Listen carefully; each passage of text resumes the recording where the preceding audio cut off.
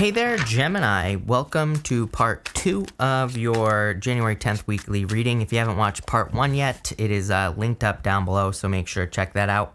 We're going to just put up these anchor cards real quick, and then we are going to get started here, Gemini. But you start off with this brown bear spirit. This card says, take time out. So pretty much every single person I've read for this week has had something about needing to take a break, needing to take a rest or whatever. I don't really see anything else here. Tower. Tower's coming up in the area of your closest relationships. And again, we talked about this in your first reading. I don't really think it's talking about a tower moment as so much as it's a warning to you against like sky is falling, hysteria type energy that you could be experiencing this week. And again, this card could be saying protect your energies, protect yourself, make sure you don't get swept up in like over emotional people or situations. With the Queen of Cups, you have the Fool. Queen of Cups is coming up in your current general energies. The Fool is saying take a leap of faith. Really, I feel like you're just leaping away from a past situation and moving towards a new one. So for some of you, it could be you jumping into a new relationship. I would say, by the way, if you're wondering someone's intentions, there's a little dog back here, and the dog can represent companionship and also like kind of a perfect partner in a lot of ways. So, you know, if there's a new person coming in for you, it could be a water sign. Again, Scorpio jumps out at me, but it could be any sign. They could just have Scorpio in their chart or something like that. Then what I would say is I feel like it's going to be a good person for you. So I'd go for it. I feel like they're a good companion. By the way, if you're not looking for love, the Fool just says it's time to go. The Fool, he is like prepared for a journey, but he's almost over prepared. I don't always say that, but I feel that for you is that like if you're thinking about starting something, I feel like you are over prepared. It's like time to get moving. With the King of Wands, you have the Ace of Swords. The Ace of Swords is like some sort of victory. It can also represent a sacrifice. There's a palm frond on this side and an olive branch on this side. The palm fronds in tarot can represent a sacrifice, or they can also represent the fact that palms grow in the desert. So they can represent kind of being a survivor in a lot of ways. But for you, I feel like you're making the sacrifice to have peace in your life. And the sacrifice you're making is probably a fire sign for some of you. That will make sense. So it could be a breakup. For others, I would just say, it's a situation that it requires a lot of effort. On the challenging side of things with the King of Wands, if it's not a person, it could just represent something that requires too much energy, too much effort, like you're forcing something to happen. And so I feel that you're doing this to create balance in your life. Again, on the Ace of Swords, there are these 6 golden rods on both sides of the sword, and they're in perfect balance. So again, usually the sacrifice that we make with the Ace of Swords is for balance or, to create more balance in our life. With the Empress, you have the Ten of Pentacles. Damn, Gemini, I like this. Definitely a lot of abundance coming in for you. Like I said, the Empress is showing up in the area of your thoughts, which I love. Whenever you're thinking about abundance, you're going to attract more abundance. Ten of Pentacles as well. It's like you're thinking about abundance. I think you're thinking about what you truly want. I'm also getting like thinking important, though it's popping into my head in that order, but I think what that message means is that you're thinking about what is truly important in your life. It's like you're thinking about things that truly matter, or I think that there is a little bit of future thinking going on here, but not in a bad way. I think this is a good thing. It's like you could be thinking like, you know what, I do want to have, maybe you didn't used to think you wanted to have a family, but maybe now you're like, you know what, I do want to have a family. I don't want to, maybe you're like, you know what, I don't want to die alone, or maybe you do. Again, personal choice, right? You can do whatever you want.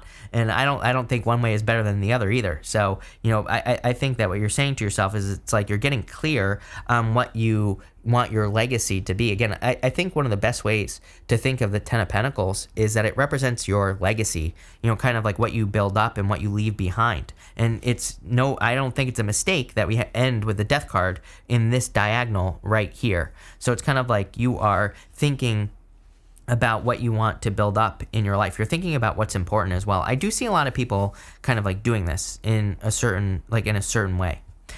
Next, you have this clearing the excess card. It says you are entering a transition phase and would benefit from clearing away excess clutter, whether it is in your physical body or physical space. So definitely, clearly, would be a good time for you to clean it up. Early spring cleaning is what I would say here with this energy. So I don't really see this anywhere else except for the Tower, but might be a good time for you to clear away the clutter. With the Knight of Cups, you have the Six of Swords. This is coming up in the area of your foundation. Moving on to calmer shores. Definitely improvements coming in for you. For some of you, I feel like these are improvements in your love life in general. Like, and what I mean by that is it might not be talking about a specific person. It might just be saying your experiences in love moving forward are going to be improving.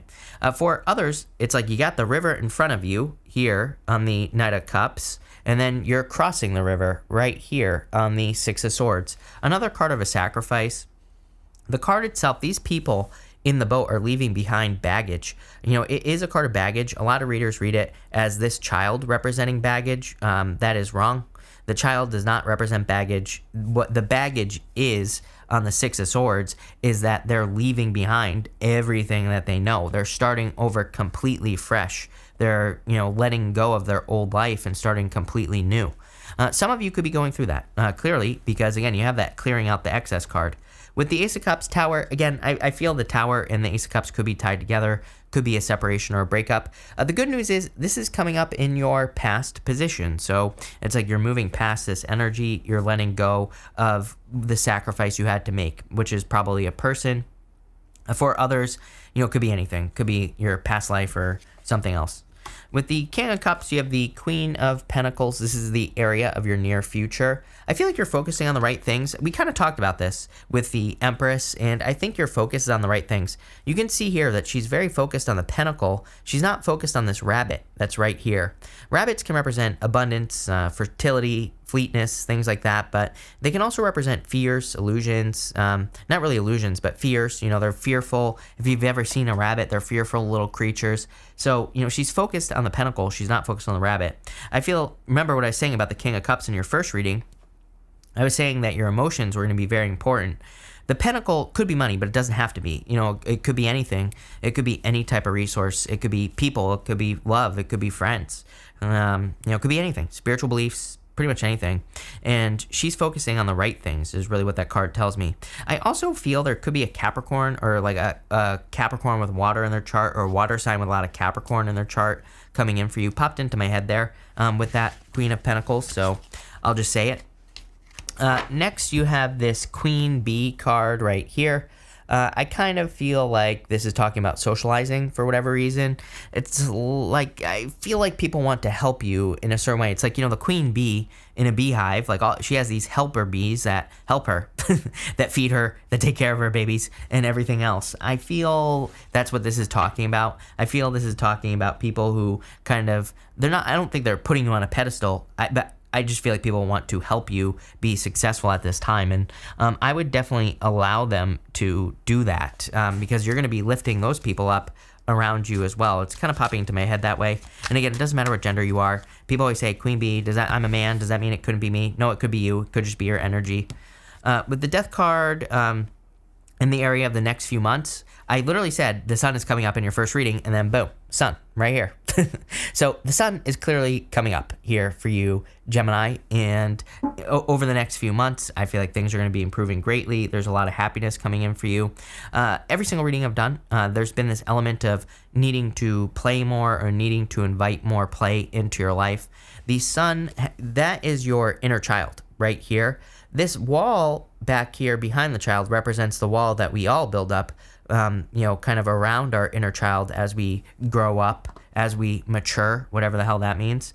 And this card just sometimes says, like, it's time to play. It's time to let your inner child out.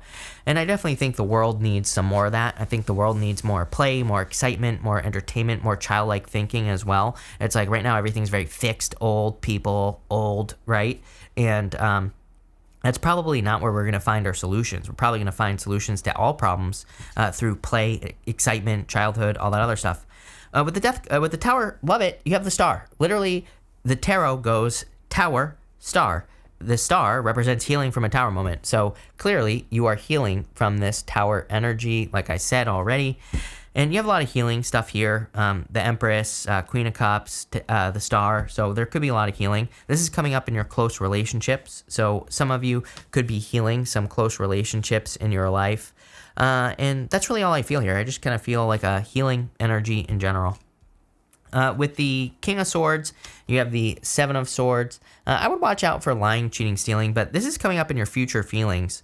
The Seven of Swords, again, this would have more to do with you than it would have to do with anyone else in your life coming up in the area of your future feelings. I feel like it's saying, number one, be more playful. Again, polka dots in the tarot. You have polka dots on this person here. You have the Three of Cups as well. Three of Pentacles. Three of Pentacles, she has polka dots in her cloak. So, again, like I've said, and everybody has been getting this, I would have more fun, or I would invite more play, more fun, or make sure that you're at least taking some time for hobbies and things like that. I'm telling you right now, like the slowest times of my life have always been when I'm not doing something that I enjoy. Like when I'm only focused on money, or only focused on love, or only focused on work, things go crazy, right? So I always tell people, it's like, you need to have your own life. You need to have some sort of hobby that you enjoy doing. You need to have something that brings joy into your life. It could be your dog, your cat, your goldfish. I don't care what it is, but you need something. And the Seven of Swords reminds us of that, number one. Number two, the Seven of Swords says there could be more than one way to do something. He's stealing these swords from this army that's right over here, and he's not facing the army head on. He's not going to battle. He's stealing the sword so they can't be used against him in battle. It's no mistake that this came up with the King of Swords, because the King of Swords has the most experience out of all the kings in the tarot, and it's almost like you've been through a lot, so it's like saying trust your experiences and make sure to think tactically. You know, the Seven of Swords is really a card of tactics. It's not so much necessarily a card of lying, cheating, stealing. It's like that's one thing that it could represent, but it can also represent so much more. And finally, with the Three of Pentacles, you have the Eight of Swords. Again, Eight of Swords, self-imposed restriction. Eight of Swords literally says there's more than one way to do something. So if you're finding yourself stuck, or if you're not sure how to do certain things in your life, the Eight of Swords just says stay open to possibilities, because there's probably more than one opportunity for you. I want to see what this card is. Yeah, you have this Deer Spirit. This card always reminds me of the Empress. You have the Empress here. This card says bring a gentle touch. Queen of Cups, Empress, very kind, caring, gentle type of energy. So whatever it is that you're doing in your life, I would bring that gentle touch here is what I would say. What's this next one? Yeah, you have this abundant universe will provide, this Buffalo Spirit. So I feel like there's a lot of abundance coming in for you as well here, Gemini, in this reading. And again, you have this Grand Symphony card at the end of your last reading. I'm going to pull one more as well. Why not? Yeah, you have this Tall Tale card. This can be a card of lying, cheating, stealing. Again, I always tell people, it's like, this is not Kim Kardashian tarot, right? I don't do the whole drama thing. And what I would say here is that, yeah, you have the Seven of Swords, you have this Tall Tale card. Obviously, use your head. If you feel like someone is lying to you, they're probably lying to you. But there's no reason for me to talk about it. And you have the Tower twice. So again, I'd be careful. But what I would say is I feel like this is more about the stories that you tell, and I feel like you need to make sure that you're not being controlled by some of your own stories. I was kind of getting this here, actually, with the King of Swords and the Seven of Swords. It's like you could have certain stories about yourself that you believe that might not be true. I feel like this card is saying, go inside yourself. We talked about this in the first reading with the King of Cups. I feel like it's saying, are there things deep down inside of you that you believe that are holding you back? You might be a good time to clear those things out with that Clear the Excess card. Really good reading. A lot of abundance coming in for you. I like this a lot, Gemini. So thank you for being here. Really appreciate it. Make sure to watch your sun, moon, and rising for a full picture of what's going on for you at this time. Also, feel free to watch part 1 if you haven't already. But thank you, and definitely enjoy your week.